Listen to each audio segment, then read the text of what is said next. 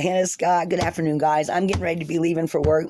I have been under the weather a little bit the past 4 days, so I have not been able to upload a reading. I did do the reading, but it's taken me a couple of days to try to just figure out and what it was trying to tell me and everything.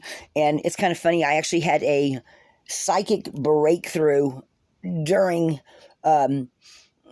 going over it again, because like I said, I haven't been feeling good, and I just didn't want to put something up there just to throw something up there for you guys. And with all these planetary things going on, so many people around me, people in my age group, are complaining about the same thing. They're tired. They don't feel good. There was a stomach virus going around. I had some stomach issues. The lady at the school had some stomach issues. There's just a couple of different things I think going around at the same time, and everybody's been under the weather. So I just wanted to say I do have a reading for you guys. And while I was looking over it again today, I was like, wow, I had actually a major breakthrough with it. And I'm like, but my energy level isn't so great right now. So, and I still have to go to work. So I'm going to try to talk to y'all about it when I do the reading for you guys. But I did just want to let y'all know what's been going on, because the past couple of days I just haven't felt good. I mean, I've been, the past 2 days, I've spent a lot of time in bed except for going to work, and my energy level's just small, and I can actually see it in my face. So it's just an old tired face, huh, guys? Anyway, I do want to get this reading up for you guys. So by tomorrow it will be up. And I did also want to say that I am here and there having small breakthroughs on realizing what my angels have been trying to tell me for a while. Sometimes my ears will just go off, and I'll know they're telling me something, and I won't be either as receptive, or my vibe will be lower. And they're always telling me something for my higher good. Okay. They're always telling me something to help me to avoid a pitfall. They're always there as spiritual help. They're not there to warn you, or to tell you to take a different path. Or to help course correct, is what I feel. That's what I feel right here.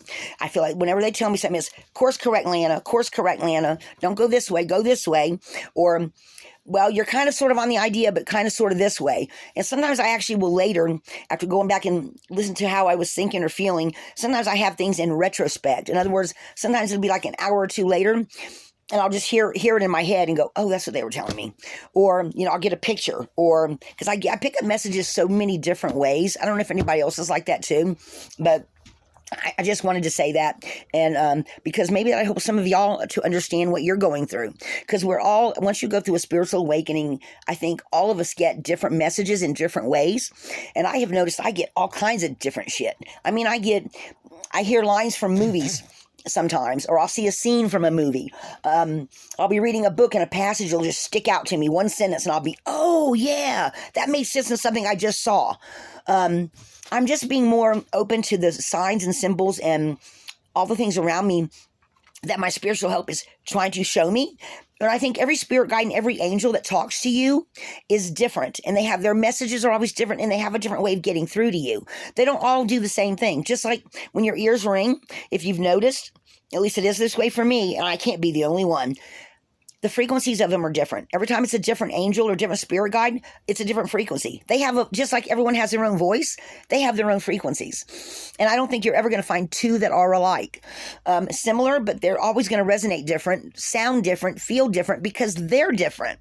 That makes total sense to me.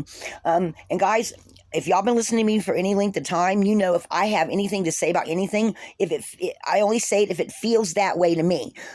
And because there's 3 billion trillion people on the planet, I know I'm not the only one that feels that way, because we're all connected. So I wanted to say that. The other thing I wanted to say was I had a little tiny breakthrough today of, well, y'all can tell I don't feel good, that I'm going to start adding a little something extra to my readings whenever they come through to me. Like, I had I was looking at something about one of the runes in the reading was Iwas, and it was talking about psychic protection. And I never thought to tell y'all, when the runes are talking about the esoteric levels, and they're talking about spiritual attainment or psychic protection or creative energy or whatever, there's actually something else I can say to go along with that my own instincts have been picking up, but I just haven't been able to pinpoint it down. And like, so for example, for EWAS, it is psychic protection. So guys, with psychic protection, anytime that you feel like you're scattered, or you feel like maybe you pick up on an energy you're not aware of, or you're not sure about, or something feels off, you can always take time to meditate and picture yourself. For psychic protection, picture a bubble of energy around you that protects that, and you can look at it. You can look at it, and you can put it any color you want. You can make it blue, clear. I used to do when I did circles all the time, I would do dragon scales.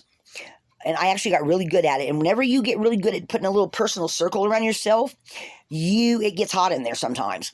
But you can do it, and you can, even if you practiced it just a couple of minutes every day, after a while you would just have that around you. And the minute you could think about it, it would automatically gather around you, because it's your own energy and something you've created. So what I would do is I would just stand up, and in a circle, just imagine mine was red and gold. My dragon's red and gold. I have a dragon. Yes, I have a dragon. My dragon is, I've never named it, but it's red and gold. And I would see red and gold dragon scales, and I always imagine dragon scales like those old-fashioned chimes made of those big white fish scale looking things. Does anyone know what I'm talking about? I would always imagine the dragon scales like that, but kind of in a funny shape. If you look at a picture of a dragon, some of them, they'll draw scales on them. You can imagine them however you want. It's your energy. For my dragon protection circle, I would just imagine dragon scales starting at the ground, but actually below, going click, click, click, click, click, click, click, up until it rose around me with me in the middle, okay? And every time I did that, I would get so hot because the more you practice it, the better you get at. Well, if you want to practice just a bubble, you could imagine, go blow some soap bubbles. Those little bubbles kids blow. Look at how they're made. Look at the color of them, and keep looking at them, closing your eyes, imagining it, open your eyes, looking at one until you get it set in your head how it looks. Or maybe you're real good at that and you can look at one thing. Maybe you're an artist and you can look at a bird and automatically see a bird.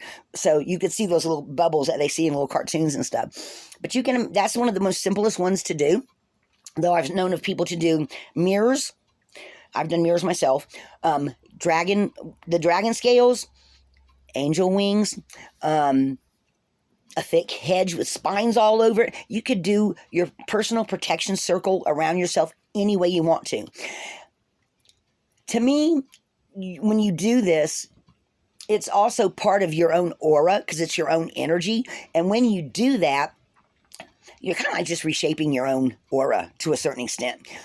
But you can see it that way, because your aura goes out. You've got yourself, then your energy, then another level. There's more parts of your aura than just you. Auras actually, I think, extend, because let's see, it's about 4 feet from where I'm sitting to my door, okay? And that one time that Will popped in here, and I was in the camp here. Every time I go back and I remember him popping in and me going, well, hi, Will, I was over there. My consciousness was over there, because I always see him from the steps of my my bedroom. I always see me standing at the top of those stairs and seeing him force his way through the doorway, through a wall of energy. That's how I remember him popping in. It's not like me sitting here and seeing him pop in through the doorway. It was just how I felt him. But when I go back later and look at the memory of the day he popped in, I'm seeing him, and I'm not even here in the seat right here. I'm over there on the other side of the camper, inside the camper. Okay. So that tells me that's, and if you research auras, you'll see that they do extend quite a bit around you. That's why when you have people close to you within so far, you can feel their energy. Anyone know what I'm talking about? Somebody comes up behind you and you feel them. That's because they've entered your aura. Okay. And the closer they get to you, the stronger that feeling gets. Some people can feel someone from across the room. Some of you are so advanced, you can feel other people's energy way before they ever get to you. I've even seen people online through different comments of some of my favorite tarot readers, somebody saying, yeah, I was feeling him come. I was feeling him or her come, like a week ago. I could feel their energy getting closer, because it just depends on how developed you are or how in tune you are to yourself. So guys, that's what I wanted to say.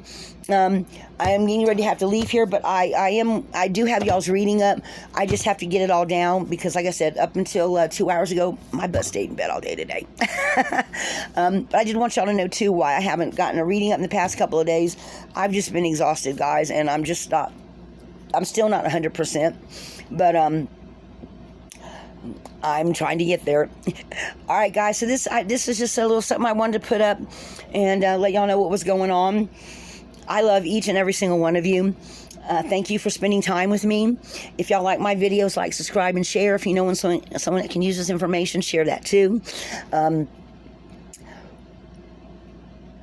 I'm really going to keep focusing on what we can do to help ourselves or what we need to do now for in the future. I don't want to focus on anything negative. I want to focus on the positive because, guys, if there's one thing I can do at 60 years old is think of something positive for the future, because there's so much negativity around us right now with all the online backstabbers and scammers and people trying to find answers for themselves. And I mean, there's so much good out there, but there's so much bad too, guys. And I just want to focus on the future. I don't want to focus on negativity of crap that's around us right now. So, so this is my public announcement using Cindy from Awakening to Spirit's words. This is my public announcement today, guys. I will get my reading up by tomorrow for y'all. I love each and every one of y'all. Be a light in the darkness, guys. If there's someone you can help them. Lana Scott, Lighthouse.